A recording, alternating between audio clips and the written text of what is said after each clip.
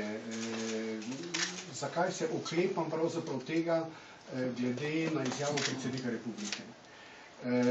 Po tisti tiskovni konferenci, ki je bila 7. marca, se mi zdi, to je bilo menda v petek, ko je predsednik republike povedal svoje mnenje, smo se mi umaknili k njemu v kabinet na razgovor in tudi še kavico smo dobili.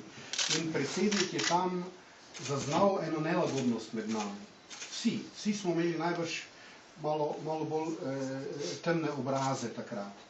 In je na to tudi reagiral in je povedal.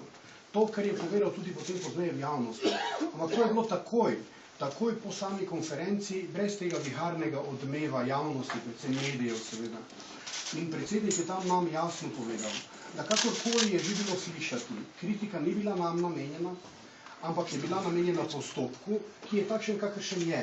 Ker se je seveda velikokrat govorilo v javnosti že o tem, da spoštujem zakon in ustavo in to bo vedno.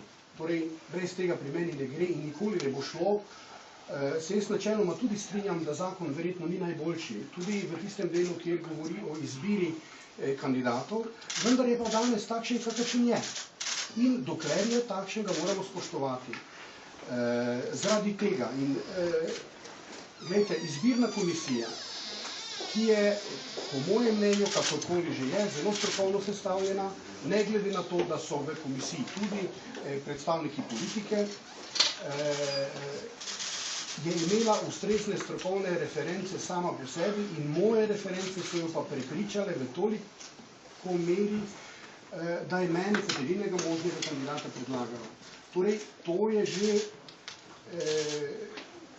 eno dejstvo, ki me je vendarle prepričevalo o tem, da mi stroka daje podporo.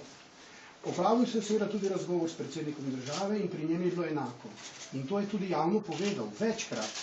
Torej, jaz moram reči prav presenečen, da tako brezprizivne pravzaprav podpore, kot jo je predsednik povedal tudi v intervjuju v svojem kabinetu, celo niti nisem pričakoval. Ampak predsednik jo je tudi jasno in glasno povedal. Kar se tiče kritik v javnosti in javnega mnenja, moram povedati takole. Jaz svojo vlogo ne gledam kot politično. Torej, že sam KPK po zakonu ni politični organ. To je samostojni državni organ, zaradi tega tudi jaz sam sebe ne vidim kot politika. Politiki so in tudi po mojem mnenju morajo biti bolj občutljivi na to, kar javnost pravi, tudi na javno mnenje.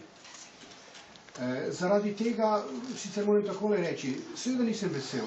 Nisem vesel javnega mnenja takšno, kakršno je, ampak vendarle javno mnenje mene samo po sebi, ker vendar vemo, kakšna je struktura oziroma tudi kakšno je število vprašanih ljudi, ko se oblikuje javno mnenje, ni tako pretirano visoko, da bi to lahko pri meni povzročilo ne vem kako veliko zaskrbljenost.